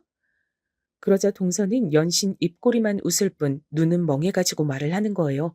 듣는데 제가 다 막막하고 숨이 막히더라고요. 그게 형님, 저도 외동으로 자랐고 한쪽 부모님이 없어서 힘들었거든요. 그래서 솔직히 마음이 많이 아파요. 우선은 저희 친정보단 시댁이 여유가 되니까요. 어머니 쪽이 퇴원을 보내려고요. 저 사람은 애를 온전히 키워줄 것 같진 않아서요. 동서는 계속 알 수 없는 말들만 했고 전 납득이 안 돼서 재차 여러 가지 질문들을 했어요. 어머니랑은 얘기된 거야? 너무 두서없이 한 번에 물어서 미안한데 진짜 왜 그러는 건데? 그런데 여기서 돌아온 동서의 대답은 더 충격적이었죠. 전 최근 어머니의 모습들을 떠올리면서 그럼에도 매치가 잘 안 됐습니다. 어머니도 대충 감으로 아실 거예요. 저희 이혼할 수도 있다는 거. 아마 제가 진행만 한다면 언제건 터질 수 있다는 거 알고 계시거든요. 그니까 이유가 뭔데 진짜. 주말 부부하고 돈 벌어오는 거 전부 안 줘서 속상한 거야? 동서, 그런 걸로 그렇게 끝을 낼 사람은 아닌 것 같은데 말이나 좀 들어보자. 근데 동서는 쉽게 입을 열지 못하는 거예요. 전 답답한데 일단 몇 분 참아주다가 겨우 듣게 됐는데 이젠 듣고 난 뒤 제가 수습이 안 되더라고요. 뭐 이런 경우가 다 있나요? 보통 이런 경우는 외도 말곤 없잖아요, 형님. 딱 그거 하나 때문이에요. 남편이 주말 부부로 자리 비웠을 때 같은 업종 일 하는 여자랑 연애를 했었더라고요. 그때 정말 미쳐 있었던 것 같아요. 제가 알아채고 겨우겨우 뜯어냈어요. 그리고 제가 사정사정해서 집에 데리고 들어왔다면 믿어지세요? 아니, 이게 무슨 거꾸로 흘러가는 강물도 아니고 우리 동서 엄청 미인이고 어디 가서 꿀릴 얼굴이 아니거든요. 근데 아무리 헛바람이 들었기로 동서가 그렇게 매달려서 서방님을 붙잡고 오다니 믿을 수가 없었어요. 저도 처음에 알았을 땐 그냥 다 끝내고 싶었어요. 근데 태원이가 있잖아요. 태원이는, 태원이는 아빠 정말 좋아하거든요. 출장 가고 뭐 일한다고 집 비우고 평일에도 집에 없는데 지 아빠를 그렇게 좋아해요. 그니까 저도 참고 품었죠. 어머니도 저한테 품으라고 그러시고. 어머니가 자기 아들이 그런 짓 한 거 알면서도 품으라 그러셨어? 진짜 가지가지 하신다. 문제 되는 데마다 안 끼시는 데가 없네 정말. 아니, 그런 망언 안 하면 입안에 가시가 돋으시나? 근데 동서는 이미 머릿속으로 많은 상상을 뛰어넘고 결심도 여러 번 했던 것 같아요. 그리고 확실히 제가 듣기에도 너무 힘든 상황이더라고요. 저도 참 바보 같아요. 합의 봐서 시간이 지금 몇 년 지나긴 했는데 그때뿐이더라고요. 불안한 건 똑같아요. 남편은 물론 당연히 저한테 미안해하고 잘해주고요. 우리 친정에도 선물 보내고 저 차도 새로 뽑아주고 가방도 사다 주고 저랑 잘 지내겠다고 엄청 노력하더라고요. 그런데 여기서 동서의 근본적인 고민이 쏟아져 나왔어요. 저는 혼인 중 외도 피해를 입은 적은 없지만 어린 날 연애할 때 저 두고 딴 여자한테 간 놈이 있었거든요. 그러니 이 기분은 알겠더라고요. 그런데 이제는요, 시간이 많이 지나서 이걸 갖고 더 꼬투리 잡을 수도 없어요. 그러고 싶지도 않고. 그럼 제가 추해지니까. 근데 마음이 너무 답답하고 억울하고요. 모든 걸 끝내고 싶어지는 거예요. 근데 애를 위해서 또 아빤 필요하고 제 속에 아직은 남편을 향한 애정이 있어서 더 억울한 것 같고 그러다가 결국 동서는 울음을 터뜨렸고 여기까지 얘기가 오니 저도 비로소 실감이 났어요. 정말 희한하게도요, 형님. 남들은 외도한 남편이 외려 당당하고 이혼하자고 해서 괴로워하더라고요. 근데 전 남편이 잘해주니까 더 괴로워요. 잘해주고 이제서 편해지고 내 남편 같아지니까 계속 속으로 가시를 세우게 되는 거예요. 너 이렇게 나한테 잘하면서 어떻게 뒤에서 그 여자를 만났어? 이런 식으로요. 이러니 전 새삼스럽게 서방님이 다시 보이기 시작했어요. 얼굴 반반하고 키도 크고 세상 귀여운 딸내미와 함께 주말마다 데이트를 다니는 애아빠인데 저렇게 예쁜 와이프한테 왜 그런 상처를 줬을까요? 생각해보면 묘하게 셋이서 어디 놀러 가는 걸 못 봤던 것 같아요. 늘 한쪽이 데리고 다니고 다른 한쪽인 동서는 친정에 가 있었던 것 같았거든요. 그래서 어머니는 이런 걸 알고 있으니 괜히 둘째 며느리가 싫었던 걸까요? 제가 묻지도 않았는데 공연하게 동서를 험담하는 말을 하시더라고요. 쟤는 진짜 유도리가 없어. 뭘 적어주면 그대로만 하고 하지 말라면 하지 말 것이지. 저렇게 답답하니까 지 남편이랑도 잘 못 어울리고 따로 살지. 그때 저는 뭐 암만 그래도 말을 저렇게 하나 싶어 무시했는데요. 뭔가 둘 사이의 앙금이랄까? 감정이 나빴던 것이다 라고만 봤어요. 하지만 전혀 그렇지 않고 일방적인 어머니의 괴롭힘 같은 거였죠. 어머니요? 왜 모르시겠어요? 그 일을. 전 그 일 터지자마자 바로 어머니한테 달려가서 말했어요. 남편에게 폭발해서 싸우기 직전에요. 근데 어머닌 처음에만 약간 미안한 척 하시더라고요. 대충 이 말을 듣고 나니 어머니의 그 애잔한 표정이나 뜬금없는 연기가 생각났어요. 그걸 정면에서 보고 참아낸 동서가 대단하더라고요. 그러고 얼마 안 가서 제가 내조를 잘못해서 아들이 밖으로 돌았다고 하시더라고요. 본인이 아들 키울 땐 밖으로 안 돌고 그렇게 어머니 옆에만 있었대요. 다 제가 잘못하는 거라는 건데 저 진짜 정신병 걸릴 것 같더라고요. 그러면서 동서는 그때 일을 생각하며 다시 눈물바다가 됐어요. 거기에 몰랐던 동선의 친정 사정도 듣고 나니 마음이 괴로웠죠. 형님, 실은 제가 이혼 가정에서 자랐어요. 그래서 어떻게든 아이는 제 손으로 키우고 싶었는데요. 어머니는 저보고 네가 무슨 능력이 있냐고 그렇게 싫으면 애 놓고 이혼하라고 하시더군요. 그러면서 저보고 이혼한 가정이랑 엮이니 우리 아들까지 또 이혼하게 생겼대요. 이게 왜 제 탓이에요? 동서가 이토록 치를 떨며 싫어하는 시어머니는 저에게 있어서도 똑같은 시어머니였기에 저도 모르게 주먹을 불끈 쥐게 됐어요. 대충 어떤 모습이었을지 상상이 갔으니까요. 동서 어떻게 참았어. 대단하다. 그러고도 용케 태원이 키워냈구나. 근데 이젠 태원이 다른 데 보내려고? 그렇게 싫어하는 어머니 곁으로 애만 보낼 정도로 마음을 다 먹어버린 거야?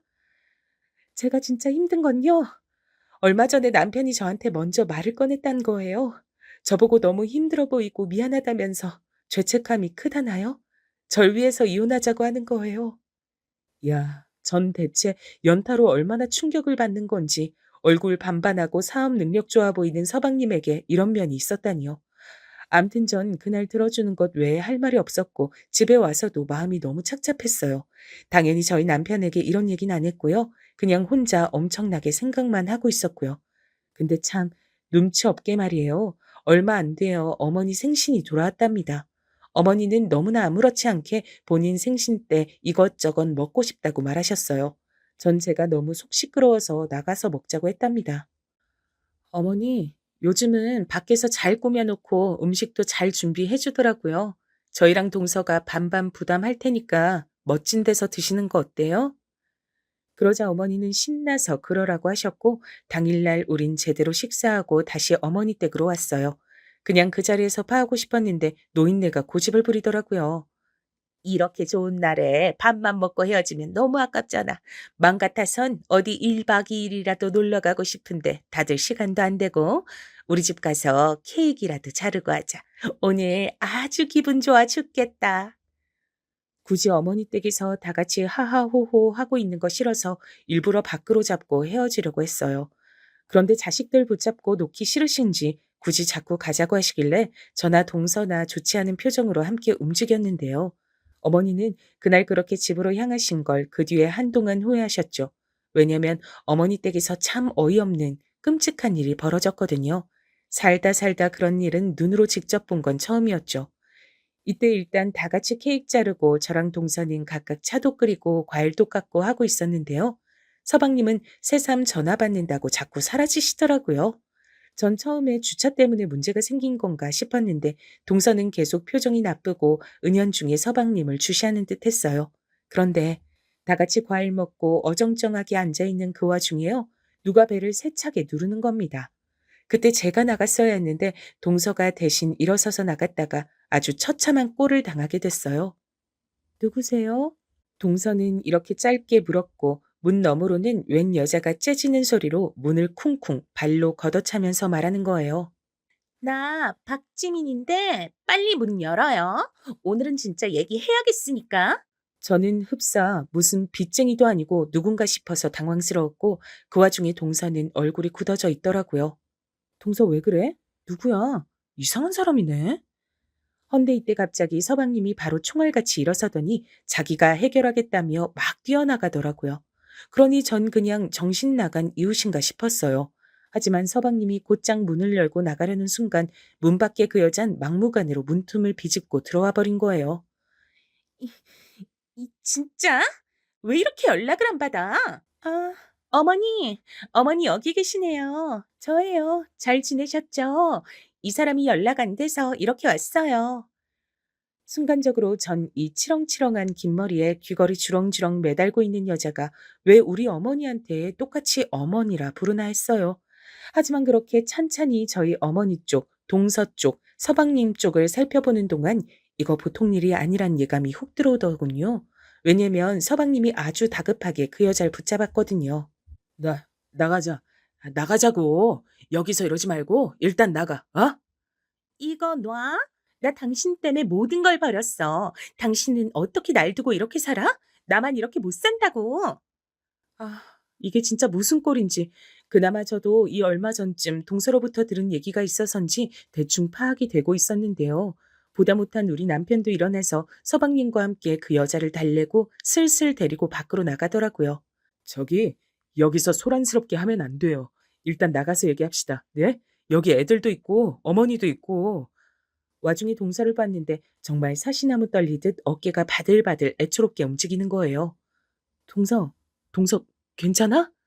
그런데 동서는 대답을 하지 못했고 고개를 한참 아래로 파묻고 못 들고 있더라고요. 누가 보면 마치 동서가 빚이라도 져서 저 여자가 받으러 온 줄 알겠어요. 전 빠르게 머릿속이 돌아가지 않아 계속 혼란스러웠죠. 어머니 역시 저 여자를 알긴 하셨는지 엄청 놀란 눈치였고 그 와중에 제 눈치를 막 살피더라고요. 근데 동서가 갑자기 벌떡 일어났어요. 저 좀 뭐 살 게 있어서 다녀올게요. 그러면서 동서는 주섬주섬 일어나 겉옷을 챙기더니 여전히 초점이 맞지 않은 눈으로 어정쩡하게 신발을 신고 밖으로 나갔어요. 조카도 매우 놀라 있었지만 어머니가 안고 달래고 있었고요. 그렇게 한참을 지나 우리 남편과 서방님은 엄청 상기된 얼굴로 들어왔는데요. 그러고 분위기는 아주 엉망진창이 됐답니다. 뒤늦게 너나 할 것 없이 이 분위기를 얼른 추스리려고 다 치웠고 나가려고 하는데요. 마트에 간다던 동서가 시간이 한참 지났는데도 안 들어오는 거예요. 동서, 동서 왜 안 오죠? 여기 가방도 다 있는데 서방님, 동서한테 전화 좀 해주세요. 그러자 서방님은 그제서 저랑 겨우 눈을 어설프게 맞추고 다소 민망한 듯 기어들어가는 목소리로 말씀하시더라고요. 안 그래도 연락했는데 잠깐 일이 생겨서 친정에 간대요. 이따 데리러 가려고요. 전 이때 마음이 엄청 뒤숭숭해졌어요. 무슨 시어머니 생신 치르는 중에 대뜸 마트를 가서 그 길로 친정으로 넘어가겠어요. 아마 속 시끄러우니 머리 식히러 나간 게 아닌가 싶었는데요. 서방님이 갑자기 이렇게 말씀하시는데 속이 막 거북한 거예요. 저기 형수님, 형수님도 숨 좀 돌리시고 죄송합니다. 오늘 일은 잊어주세요. 실례가 많았습니다. 어휴, 그 여자가 들이닥쳤을 당시 우리 서방님 이름이며 어머니를 어머니라고 냈다 불러대는 통에 대충 눈치는 채버렸지만요. 지금 신경 쓸 건 저의 기분이나 본인 체면 같은 게 아니잖아요. 와중에 저는 집에 가는 길에도 남편이랑 거의 말도 안 하고 동생에게 몇 번 문자나 전화를 걸었어요. 하지만 연결이 안 되더라고요. 아마 나보기에도 창피하고 불편한 건가 싶어 계속 신경이 쓰이더군요. 이러다가 저도 더 지켜보다 못해 남편에게 이렇게 말했어요. 당신 아까 그 여자 서방님이랑 뭐 있는 여자 맞지? 동서, 동서 어떻게 사냐? 동서 아까 그렇게 나가서 지금까지 연락이 안 돼. 동서도 알고 있었던 것 같은데 당신도 그렇게 생각 안 해? 그, 아니야. 나도 잘 몰라. 암튼 그쪽 일은 알아서 해결들 하게 냅두자. 우리까지 신경 쓸 게 뭐가 있어? 게다가 오늘은 어머니 생신이고. 그렇지만 전 그냥 놔둘 수가 없었어요. 왜냐면 동서가 저한테 그 큰 눈으로 울먹거리며 너무 우울하다, 마음을 추스를 수 없고 계속 여전히 의심하고 산다 그랬거든요. 근데 그 현실이 갑자기 저렇게 눈앞에 아주 수치스럽게 모습을 드러냈잖아요. 저는 이날 집에 와서 씻고도 생각이 너무 많아 잠을 이루지 못하다가 뜨문뜨문 쪽잠을 자면서 새벽 시간을 보냈는데요. 그때 한 3시쯤 눈이 떠졌을 거예요. 혹시나 해서 핸드폰을 봤는데 동서로부터 연락이 와 있는 거예요. 이름을 보자 반가워서 얼른 메시지를 열었는데 전 거기 있던 단 몇 줄의 글을 보고 소름이 돋았어요. 형님, 저 이제 그만 가벼워지고 싶어요. 다 놔버리고 싶네요. 그 사람 모질게 화내지도 못하고 바보 같아요. 복수라도 하고 싶은데 이제 다 놓으려고요. 누구라도 대신 혼내주고 못되게 해줬으면 좋겠어요. 형님이라도 혼내주세요. 그럼 죄송해요, 형님. 참 이상한 문맥의 글이었고 전 이걸 지금도 남겨두어 물끄러미 볼 때가 있어요. 이제서 하는 말이지만 저 말들을 써내려고 하며 동서는 속으로 얼마나 피맺힌 울음을 토했을까요? 무슨 심정인지 다 헤아리기도 가슴이 아팠어요. 왜냐면 저건 그냥 한탄하는 글이 아니라 동서의 마지막 말이었거든요. 적어도 저에겐 동서의 유언이나 마찬가지인 문장이었죠. 이 글을 남기고 주변에 또 연락을 했는지 모르겠으나 저에겐 저 말들만 남겨둔 채 완전히 저와 시댁 사람들 그리고 본인 남편과 아이 앞에서 동서는 영원히 모습을 감춰버렸죠. 이 일에 대해 두고두고 어머니는 원망을 하셨는데요. 왜냐하면 이 모든 일이 본인 생일에 일어났다. 며느리가 쓸데없는 일로 운명을 달리했다. 등등 별말을 다 하셨어요. 누가 봐도 서방님 때문에 이렇게 된 일인데 어머니는 그게 그렇게 한이 되시는 건가? 나는 지금 동서 쪽 친정 어른들 볼 생각에 가슴이 막 쿵쿵 뛰는데 대단하시다 진짜. 당신도 모르면 그만해. 그냥 말 더 얹지 말고 가만히 있어. 우린 가서 할 도리만 하고 오면 되는 거야. 동서의 장례식장에 가는 길에 저와 남편은 또 한바탕 했죠. 그렇게 우중충하고 처진 분위기에서 싸울 일이 있다니 참 대단하지 않나요? 심지어 중간에 어머니가 전화하셔서 본인 아들만 보낼 수 없다고 같이 합류하셨죠. 그리고 장례식장에 들어섰을 때 참 가슴이 찢어질 것 같더라고요. 거기 있는 영정사진을 보며 뭐라고 말을 해야 할지. 동선의 친정아빤 우리 서방님을 보자마자 달려들었고 여기에 어머니까지 눈에 불을 켜고 달려들었어요. 우리 아들, 우리 아들한테 손대지 말아요. 하지 말라고 이 노인네가 진짜. 결국 남편까지 쫓아가서 그걸 떼놓겠다고 난리가 나고 주변 사람들과 장례식장 관계자들로 인해 밖에까지 밀려나오게 됐어요. 아, 하필 이런 무리들 사이에 제가 껴있어야 하다니 너무 굴욕적이고 수치스럽더군요. 돌아오는 길 남편은 자기가 괜히 더 찔려가지고 저한테 짜증을 내는 거예요.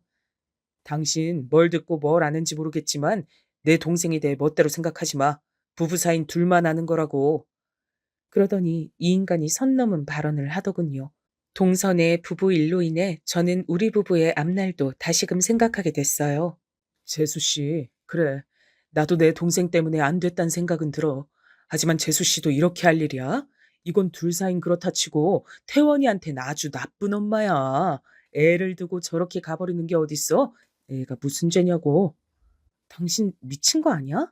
지금 이 모든 잘못의 근원이 누군데? 애를 버리는 건 동서가 아니라 서방님이지. 서방님이 먼저 가정을 내팽겨치고 여자를 만났고 아빠로서의 역할을 포기한 거 아니야? 그걸 동서가 다 감당해야 돼? 그럼 이혼이라도 하든가. 제대로 이혼하고 정리를 했어야지. 자기네 친정에도 못할 짓이고 특히 태원이가 너무 불쌍하잖아.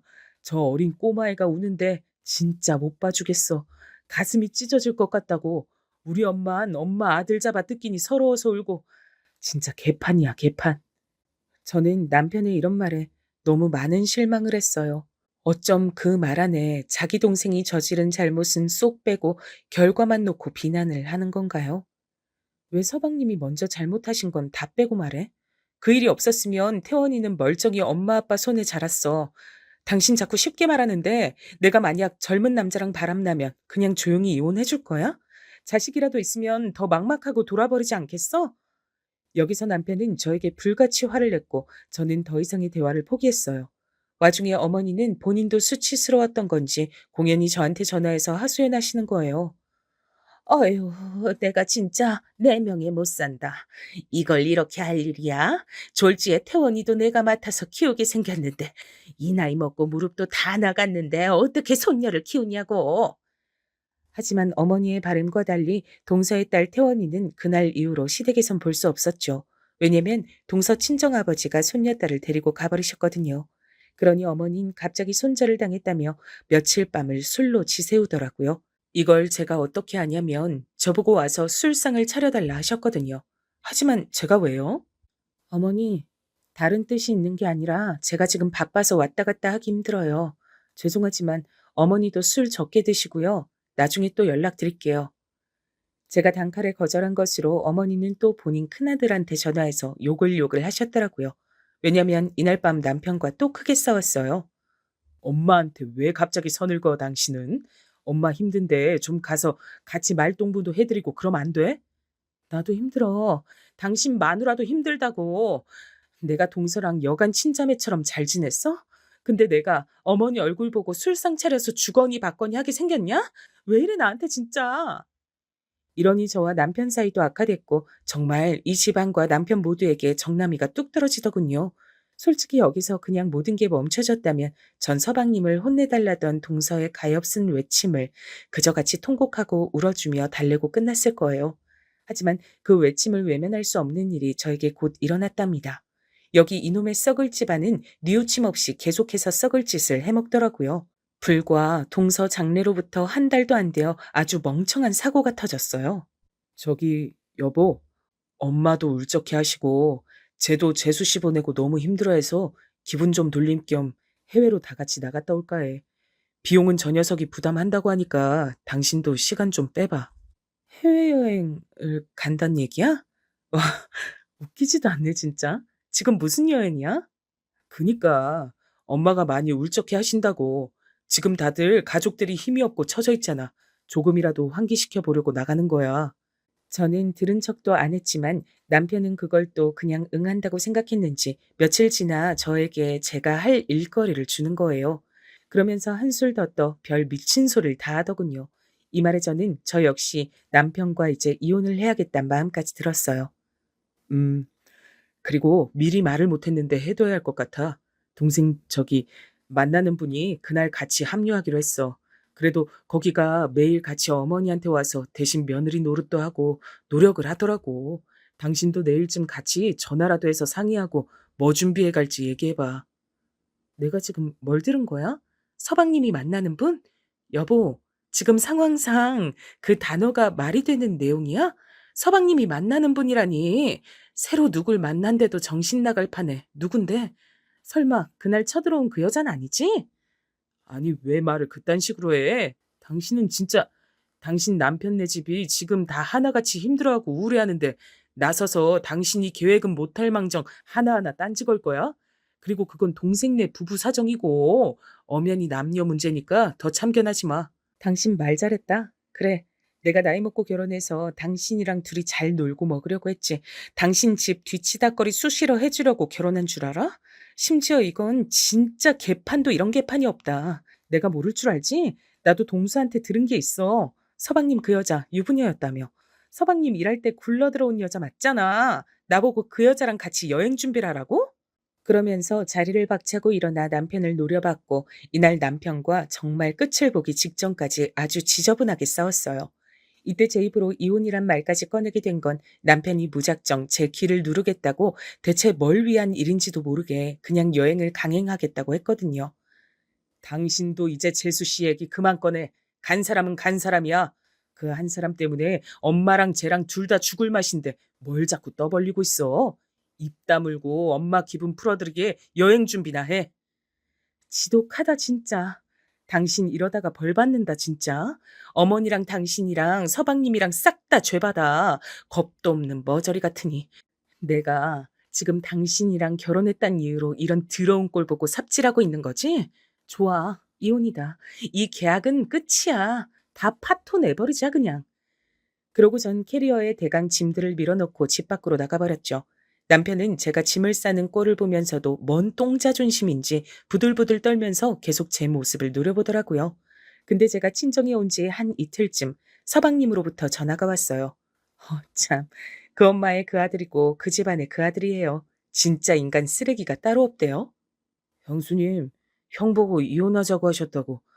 형수님까지 왜 이러세요? 형도 많이 화나 있고 지금 저희 모두 속이 편치 않아요. 그만하시고 이제 집에 들어와 주세요.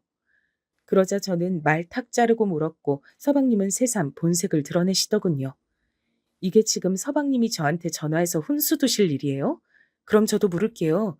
그 유부녀랑 정리하셨어요? 동남아 여행에 그 여자도 같이 간다면서요. 서방님, 이게 무슨 개짓거리예요. 동물도 이러고 살지 않아요. 그러자 제대로 자극을 당한 서방님은 저에게 선 넘지 말라고 마구 화를 냈어요. 그러면서 말미에 약간 윽박지르기까지 하는데 이것들 진짜 그냥은 못 넘어가겠더라고요. 형수님 진짜 매너 없으신 분이네요.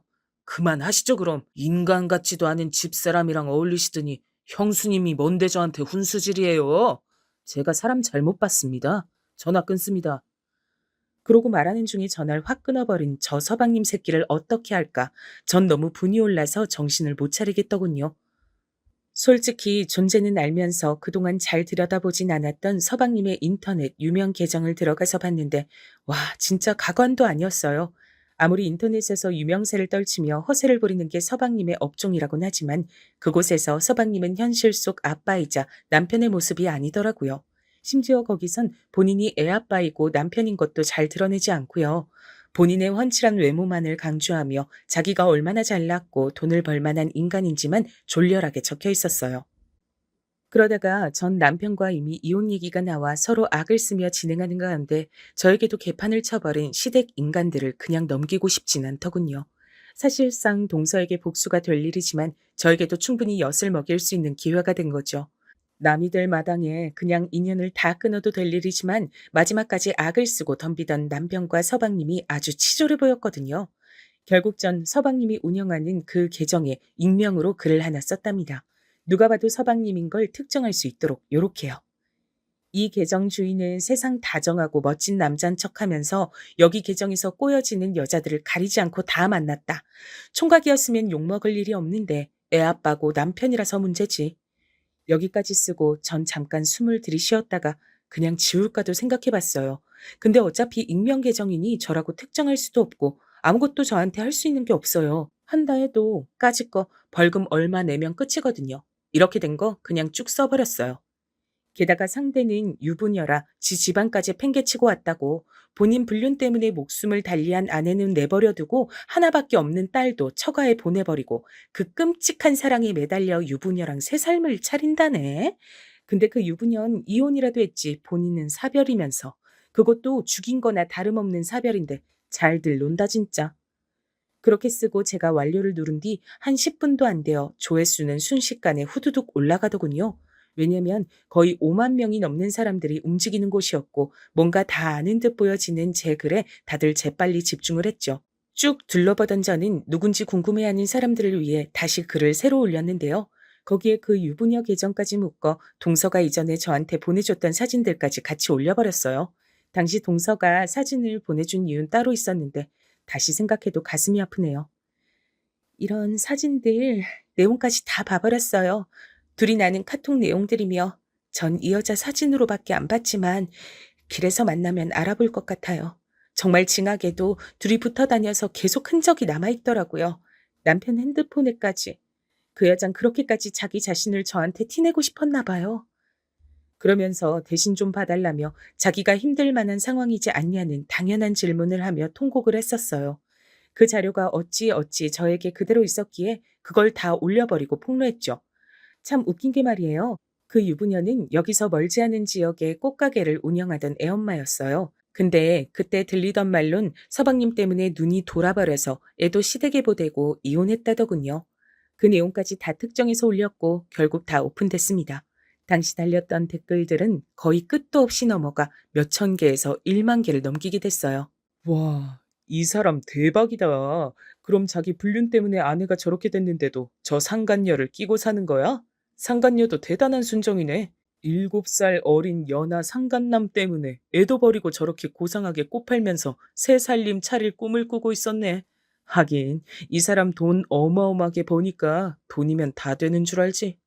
실제로 그 이 사람이라고 불리우는 저희 서방님은 그쪽 업계 안에서 아주 유명한 사람이었고 돈도 엄청 벌어들였는데 그 폭로로 인해 모래성이 흩어지듯 명성에 금이 갔죠. 이때 남편인 이혼을 진행하던 중 저에게 책임을 물으려 했으나 무슨 증거가 있을까요? 증거 있어? 내가 일단 증거 있냐고. 그런 거 없이 사람 좀 몰아붙이지 마. 빨리 처리할 거나 해. 실제로도 전 그 내용 안에 저라고 의심될 만한 것들은 없었기에 남편도 더 트집 잡진 못했고요. 얼마 안 지나 전 그 내용을 제 핸드폰이나 여기저기서 다 삭제했어요. 사실 그걸 뭐 저인 걸 안다고 해봤자 쥐들이 뭘 할 수 있을까요?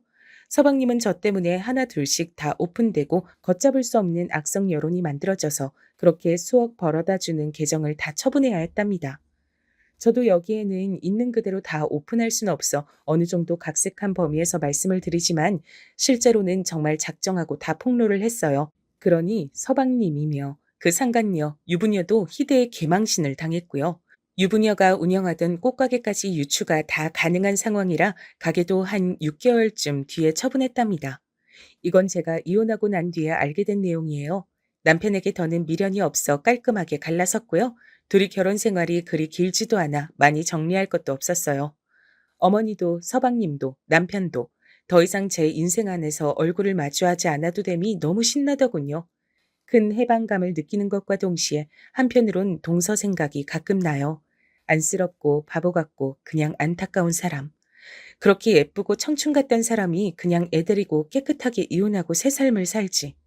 그나마 자기 남편이 본인 유명세로 인해 양날검 같은 비난과 문매를 두드려 맞았고 같이 불륜한 상간녀도 비난에 못 이겨 둘이 찢어졌단 건데 정말 그렇게라도 결론이 나지 않았으면 동서 너무 불쌍해서 어쨌을까 싶어요. 귀여운 동서의 딸을 저라도 가끔 챙겨주고 싶기도 했으나 아버지께서 많이 괴로워 보이셔서 최근에 그쪽에 연락드리고 용돈 얼마 보내드렸어요. 이쪽 사람들이라면 치를 떠시지만 장례 때 그나마 제가 인사드리고 관계를 나쁘게 맺지 않았거든요. 아무튼 저도 새로 삶을 살면서 저 역시 마음을 좀 추스리고 회복을 할 수 있었으면 좋겠어요. 큰 생채기를 겪고 주변 일을 떠나보낸 건 시간이 많이 걸리더라고요. 그럼 들어주신 분들 모두 건강하시고 아픈 일 없이 다들 평탄히 지내셨으면 좋겠습니다. 감사합니다.